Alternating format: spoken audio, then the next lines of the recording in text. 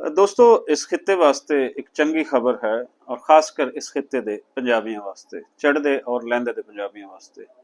India ਔਰ ਪਾਕਿਸਤਾਨ ਵਿਚਕਾਰ ਜੋ ਟੈਨਸ਼ਨ ਪਿਛਲੀ ਜੰਗ ਤੋਂ ਲੈ ਕੇ ਹੁਣ ਤੱਕ ਹੈ ਸੀ, ਉਸ ਤੋਂ ਬਾਅਦ ਜਿਹੜੇ ਦੁਬਈ ਦੇ ਅੰਦਰ ਕ੍ਰਿਕਟ ਮੈਚ ਹੋਏ, ਉਸ ਨੇ ਵੀ ਇਸ ਬਲਦੀ ਅੱਗ ਤੇ ਤੇਲ ਦਾ ਕੰਮ ਕੀਤਾ।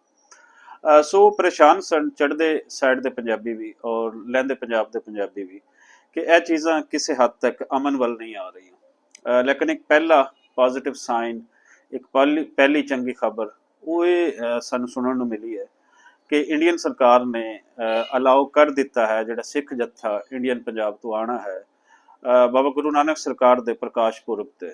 ਬਾਬਾ ਗੁਰੂ ਨਾਨਕ ਦੇ ਜਿਹੜੇ ਬਰਥਡੇ ਸੈਲੀਬ੍ਰੇਸ਼ਨਸ ਹੁੰਦੀਆਂ ਨੇ ਗੁਰਪੁਰਬ ਦੀਆਂ, ਉਹਦੇ ਤੇ ਰੋਕ ਲੱਗੀ ਹੋਈ ਸੀ। ਪਹਿਲੇ ਪਤਾ ਨਹੀਂ ਚੱਲ ਰਿਹਾ ਸੀ ਕਿ ਜੱਥਾ ਆਏਗਾ ਜਾਂ ਨਹੀਂ ਆਏਗਾ।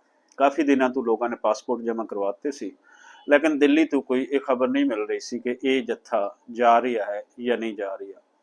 ਸੋ ਕੱਲ ਇਹ ਅਨਾਉਂਸ ਕਰ ਦਿੱਤਾ ਕਿ ਸਿੱਖ ਜੱਥਾ ਉਹ ਲਹਿੰਦੇ ਪੰਜਾਬ ਪ੍ਰਕਾਸ਼ ਪੁਰਬ ਤੇ ਜਾਏਗਾ, ਜਿਸ ਲਈ ਅਸੀਂ ਇੰਡੀਅਨ ਗੌਰਮੈਂਟ ਨੂੰ ਉਹਨਾਂ ਦੇ ਧੰਨਵਾਦੀ ਹਾਂ, ਉਹਨਾਂ ਦਾ ਸ਼ੁਕਰੀਆ ਅਦਾ ਕਰਦੇ ਹਾਂ ਕਿ ਇੱਕ ਚੰਗਾ ਸਟੈਪ ਲਿਆ।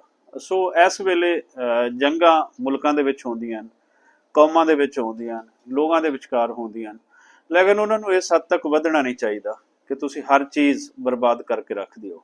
ਸੋ ਇੰਡੀਅਨ ਸਾਈਡ ਤੇ ਪੋਜ਼ਿਟਿਵਿਟੀ ਜਿਹੜੀ ਉਹਨਾਂ ਨੇ ਦਿਖਾਈ ਹੈ, ਪਾਕਿਸਤਾਨ ਨੂੰ ਵੀ ਪੋਜ਼ਿਟਿਵਿਟੀ ਦਿਖਾਉਣ ਦੀ ਲੋੜ ਹੈ।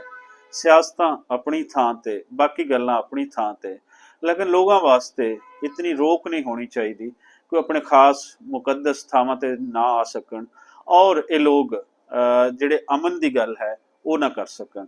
ਸੋ ਸਾਰੇ ਦੁਨੀਆ ਭਰ ਦੇ ਵਿੱਚ ਬੈਠੇ ਹੋਏ ਪੰਜਾਬੀਆਂ ਨੂੰ, ਇੰਡੀਆ ਦੇ ਵਿੱਚ ਬੈਠੇ ਹੋਏ ਪੰਜਾਬੀਆਂ ਨੂੰ, ਪਾਕਿਸਤਾਨੀ ਪੰਜਾਬੀਆਂ ਨੂੰ ਬਹੁਤ ਬਹੁਤ ਮੁਬਾਰਕ ਹੋਵੇ ਕਿ ਪਹਿਲਾ ਇੱਕ ਪੋਜ਼ਿਟਿਵ ਸਾਈਨ ਉਹ ਚੁੱਕਿਆ ਗਿਆ ਇੰਡੀਅਨ ਸਰਕਾਰ ਵੱਲੋਂ।